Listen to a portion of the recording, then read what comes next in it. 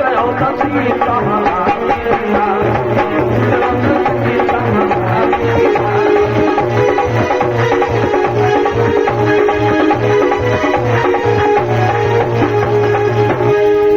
इस त्रयोदशी की शाम को विश्वामित्र मुनि महाराज राम लक्ष्मण के साथ सरयू सुरसर संगम पर पहुंचते हैं। शाम हो आई थी, कब बेटा शाम हो आई है, आज की रात इसी संगम पर बिताएंगे। तो रात बिताने को भाई संगम पर ठहर जाते हैं। समय बढ़ा, रात व्यतीत हुई, प्रातः काल हुआ। जब प्रातः काल हुआ तो उठे, प्रात क्रिया करके आगे वो बढ़े। प्रात क्रिया कर चले मुनीसा, गंगा नाव बैठ चल दिखा। जब आगे को चले, संयोग रहा ताड़का जंगल में पहुंचते हैं। ये भाई जंगल जंगल होता है, ये जंगल ताड़का जंगल के नाम से क्यों जाना गया, कैसे न जाना जाता। इस जंगल में ताड़का नाम की निश्चरी रहा करती थी। जिस ताड़का में 1000 हाथियों का बल था, 1000 हाथियों का बल था।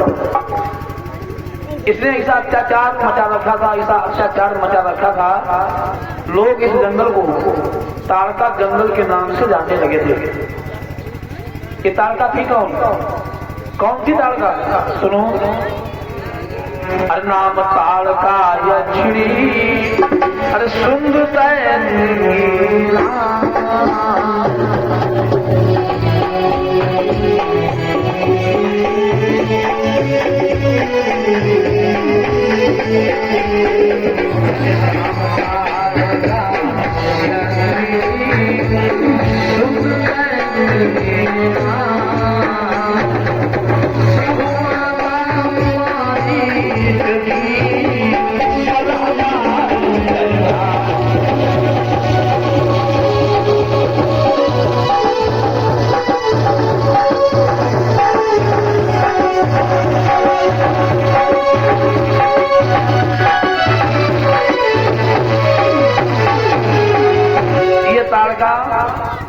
दक्षिण जम्बू पुत्र सुकेत की कन्या थी और शुद्ध दैत्य की नारी।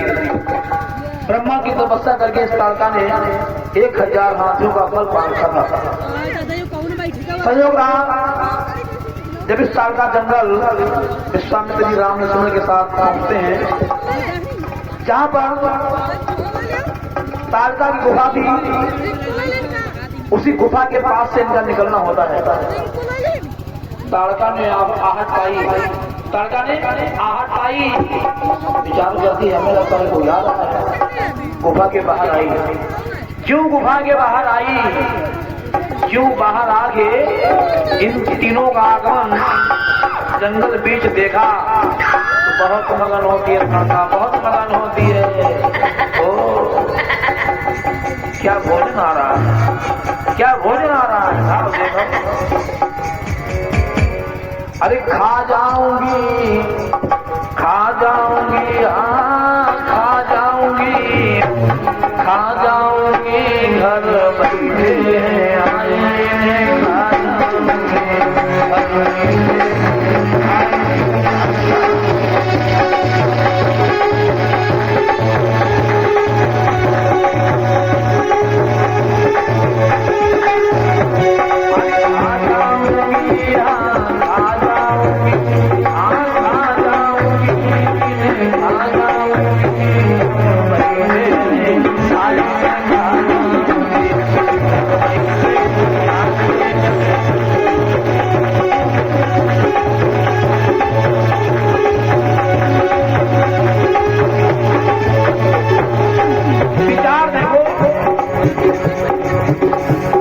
क्या सोचा ताड़का ने, अरे आज हमें खूब हुआ,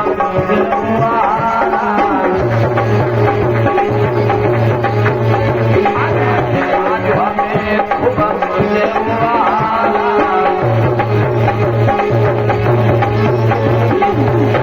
दिन होना जंगल बदला,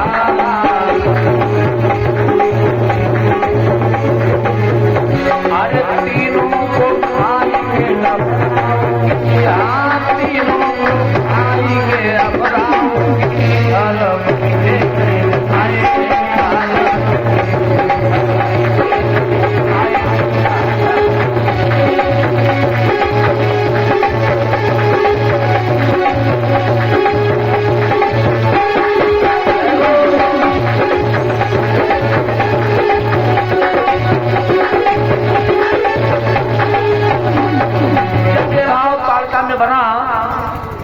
ताड़का खाने को बढ़ी।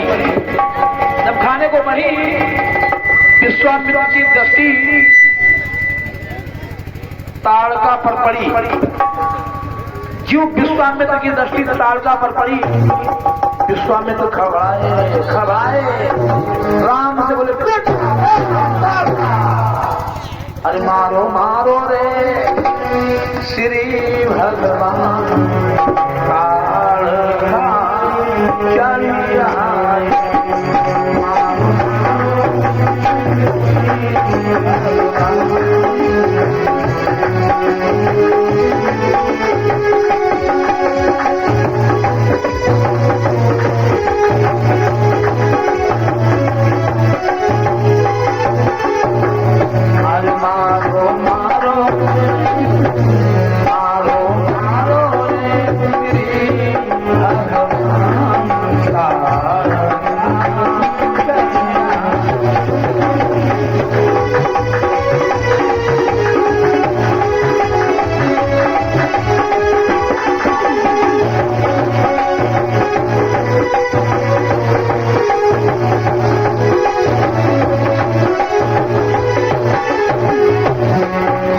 ऐसा राम ने सुना, क्या किया राम जी?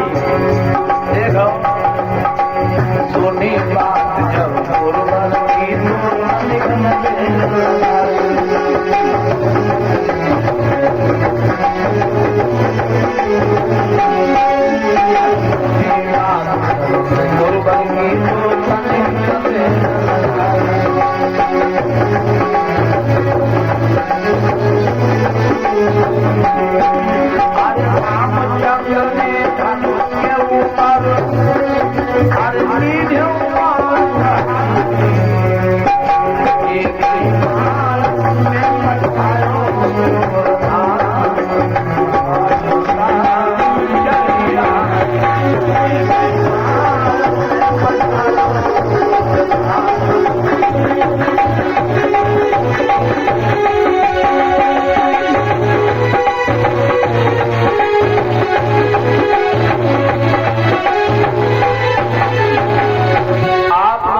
करते होंगे, 1000 हाथियों का बल रखने वाली ताड़का राम के एक ही बाण से कैसे मरी?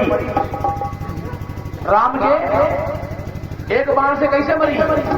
ये भाई कैसे न मरती? राम के बाण की विशेषता सुनो। राम के बाण की विशेषता, कढ़त एक धन कढ़त 10, करसत में 7 बाण, तजत सहस्त्र लगत होए, लक्ष्य गए 23 प्राण। राम के बाण की विशेषता, जब राम जी तरकस से एक बाण निकालते थे, तरकस से एक बाण निकाल के धनुष पर रखते थे, तो रखते ही भाई एक बाण 10 बाणों में परिवर्तित हो जाता था। अब ये भाई जब धनुष की पतंजा खींचते थे तो वह 10 बाण 100 बाणों में परिवर्तित हो जाते थे, और जब राम जी धनुष पर से बाण को छोड़ते थे तो वह 100 बाण 1000 बाणों में परिवर्तित हो जाते थे, और जब तक निशाने पर पहुंचते थे तो वह 1000 बाण 1,00,000 बाण बन जाते थे।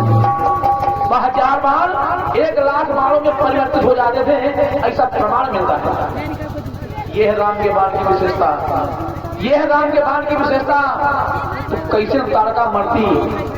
पन में राम ताड़का मारी, कुआर कृष्ण 14 से कम। राम के द्वारा ताड़का का संहार किया गया। ताड़का का संहार करके मर्यादा पुरुषोत्तम भगवान राम गुरुदेव के साथ आगे को बढ़े। ये विशाल जंगल था। संयोग का इसी जंगल में शाम हो जाती है। जब शाम हुई तो विश्वामित्र ने राम लक्ष्मण से कहा, बेटा ये विशाल जंगल है, शाम हो आई, आज की रात इसी जंगल में बिता दें। राम लक्ष्मण ने कहा, गुरुदेव जैसी इच्छा। तो रात बिताने को ठहर जाते हैं। यहाँ पर थोड़ा शिष्टाचार बताना चाहेंगे। अपनी समाज का जो शिष्टाचार है वो बहुत बिगड़ चुका है, हम आपको राम लक्ष्मण के जीवन से शिष्टाचार की सीख लेनी चाहिए। देखो शिष्टाचार, जब रात होती है तो राम लक्ष्मण दोनों भैया गुरुदेव की सेवा में लग जाते हैं। एक पैर की सेवा में राम जी और एक पैर की सेवा में लक्ष्मण। जब गुरुदेव सोए तब राम आसन लेते हैं, भाई लेट गए। जब राम जी लेटे तो लक्ष्मण भैया गुरुदेव की सेवा बंद करके राम की सेवा में बोलते हैं, लग गए सेवा में।